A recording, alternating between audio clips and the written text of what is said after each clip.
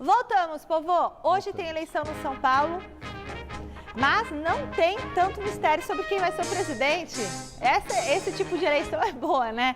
José Paz está no Morumbi com as novidades. Boa noite, Zé. Explica o processo eleitoral pra gente e quem é este candidato único que temos? Quem será, né, Michele Janela? Beijo grande pra você, abraço aí pra todo mundo, pro Bacégio, pro Silvestre, que virou palmeirense. Não sabe nem que tem eleição no time dele, mas tem hoje sim pleito pra presidente do São Paulo. E o Júlio Casares é o candidato único dessa eleição, que começou agora às 5h30, termina às 22 horas, o famoso 10 horas da noite. E o Braguinha, Ricardo Braga, vai mostrar pra vocês, olha só, naquela janelinha lá, Braguinha, mostra pra galera, é ali que está rolando a eleição do São Paulo. Os conselheiros do São Paulo estão se reunindo para essa eleição que já está rolando, porque aqui no São Paulo o pleito ele é indireto, Michele Janela, ele é indireto, já até tocou o hino nacional por ali, a gente pôde escutar. E como que funciona a eleição então aqui no São Paulo? Vamos colocar na tela aí para vocês, para eu destrinchar tudo e vocês poderem comentar aí do outro lado nos estúdios na Avenida Paulista no número 900. Olha só, são 260 conselheiros que votam para presidente do São Paulo, 160 conselheiros vitalícios e 100 que foram eleitos recentemente numa eleição que também rolou aqui na sede social do Morumbi. Desses 100 conselheiros que foram eleitos aí há 2 semanas, 88 fazem parte da situação e só 12 da oposição, que não tem candidato na eleição de hoje aqui. Essa eleição ela é híbrida, né, Michele? Tem gente votando online e também uma galera que pode vir aqui no Morumbi para votar de forma presencial. Então, Júlio Casares será reeleito presidente do São Paulo. Houve uma manobra aí no ano passado para que uma mudança no estatuto acontecesse, então ele pudesse participar da eleição novamente. A reeleição não era permitida no São Paulo, agora é. Ele é o candidato único e será então reeleito para um triênio aí, 2024, 25 e 26. E é claro que o campo bola falou muito, conquista da Copa do Brasil, final da Sul-Americana, campeão paulista. Então Júlio Casares está com a bola toda aqui no São Paulo e será reeleito presidente do Tricolor. Doutor Fábio Novi, esse vai deixar o São Paulo, vai lá para o Corinthians. Ele que era o chefão aqui da parte médica do São Paulo, vai deixar o Tricolor, vai para o Timão, já tinha trabalhado no Timão, no Santos. O doutor Sanches, que era o cabeça, saiu para a entrada do doutor Fábio Novi recentemente, mas agora o Fábio Novi vai sair e vai lá para o Corinthians, Michele. Então devolvo para vocês poderem falar desses assuntos. Daqui a pouco eu retorno, porque tem novidade em relação a Lucas Moura, o meu irmão gêmeo, mas isso é assunto para daqui a pouquinho, tá bom, Michele? Vai daí! Pois é, doutor Fábio Novi, que acertou esse departamento médico do São Paulo, que precisa acertar muita coisa no Corinthians, acertou o meu tornozelo. Ele é ótimo, excelente médico. Ele fez falta em você, é isso? Não, ele acertou o que eu tinha que fazer, como eu tinha que me cuidar, entendeu? Então, boa sorte ao doutor Fábio Novi, porque eu sei que o Corinthians estará em boas mãos. E que pena pro São Paulo, que perdeu um grande profissional. Verdade. E o Júlio, a eleição, candidato único? Ah, pois é, né? A eleição de hoje é uma mera formalidade. Todo mundo já sabia que o Casares tinha grande chance de ser reeleito, mas imaginava que pelo menos haveria uma oposição, um candidato da oposição, talvez o Marco Aurélio Cunha. Mas fato é que a oposição não lançou nenhum candidato, entendeu que seria inviável ganhar essa eleição do Casares, que tem uma base muito forte de apoio. Pois é. De 100 conselheiros novos eleitos agora em novembro, no final de novembro, 88 são da situação, só 12 da oposição. Como que é o Casares ele ampliou essa base dele em relação à primeira eleição, que tinha ainda mais conselheiros da oposição. Alguns desses conselheiros que venceram na eleição passada como oposição passaram para a situação nessa nova eleição. Um caso simbólico é o Vinícius Pinotti, que se tornou até uma espécie de consultor da presidência. Tem muita gente até dizendo que o Vinícius Pinotti pode vir a ser um presidente do São Paulo futuramente. Ele não garante isso, mas é uma situação um tanto quanto inusitada, né? Um conselheiro que na primeira eleição, no primeiro triênio de gestão do Casares, era oposição e passa para a situação, não só ele, outros nomes também. Isso simboliza Marcelo, muito a força do Casares no cenário político do São Paulo. Você que conhece bem mais os bastidores ali políticos do São Paulo do que eu, confesso. O Marco Aurélio Cunha, que era um nome de oposição, um cara forte, né? Eu achei que ele ia ser presidente. Ele abriu mão, parece que do mandato dele de conselheiro, recentemente. Ele o quê? Ele abriu mão para poder Assumir um clube, talvez né? o Figueirense, se eu não me engano. Eu também ouvi falar sobre isso. E ele era um nome forte também da oposição.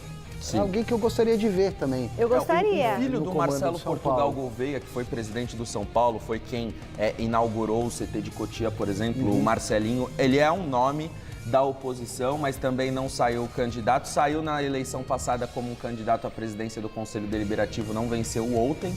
E então o caminho está livre para Júlio Casares e para a situação de São Paulo. Boa Daqui a sorte a pouquinho- ele, viu? Boa sorte a ele que É.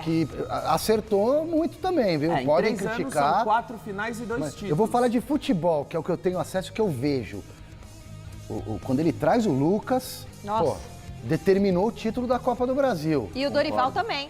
Ele E o Dorival trazia também. o Dorival, E o ele Dorival trazia também. o Ele Lucas. viaja lembrado. para Florianópolis, pega o Dorival pelo braço e fala: você vai voltar para São Paulo comigo. Por minutos e o ele Corinthians perdeu pro Exato. Corinthians o Dorival Exatamente. Júnior, exatamente. Pessoal, com o José acontecendo? Paes. Vai. Zé, o que mais você traz pra gente, Zé, daí?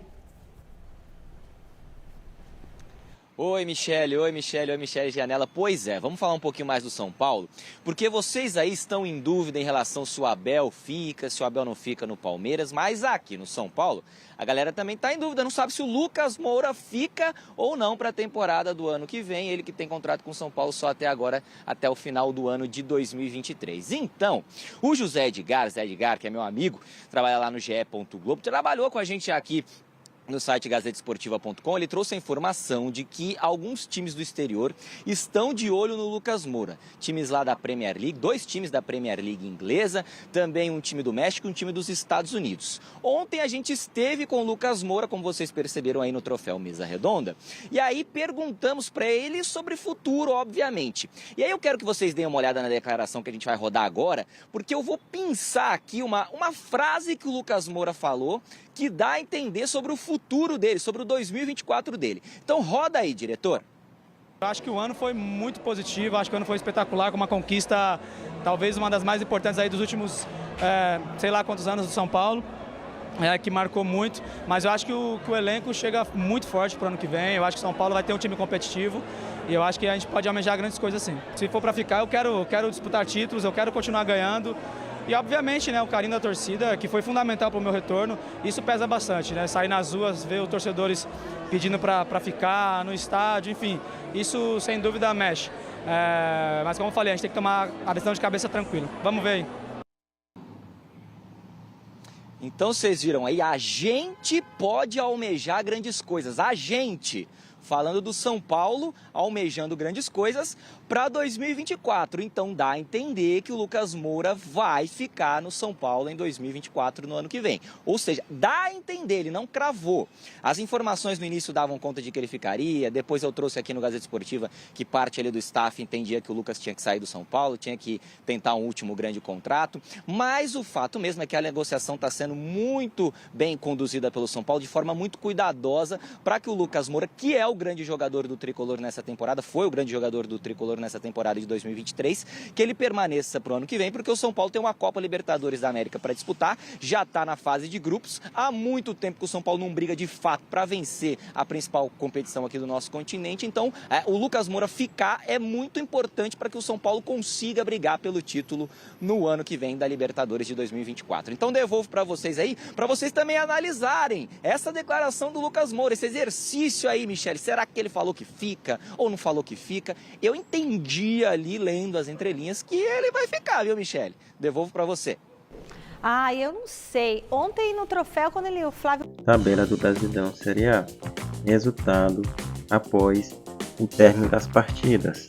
Goiás 1, América Mineiro 0, Bahia 4, Atlético Mineiro 1, Coritiba 0, Corinthians 2, Cruzeiro 1, Palmeiras 1, Cuiabá 3, Atlético Paranaense 0, Fluminense 2, Grêmio 3, Internacional 3, Botafogo 1, Santos 1, Fortaleza 2, São Paulo 1, Flamengo 0, Vasco 2, Red Bull Bragantino 1. Classificação na tabela do Brasileirão geral. Em primeiro lugar e campeão Palmeiras 70 pontos, Grêmio em segundo lugar 68 pontos, Atlético Mineiro em terceiro lugar 66 pontos, Flamengo em quarto lugar, 66 pontos. Botafogo em quinto lugar, 64 pontos.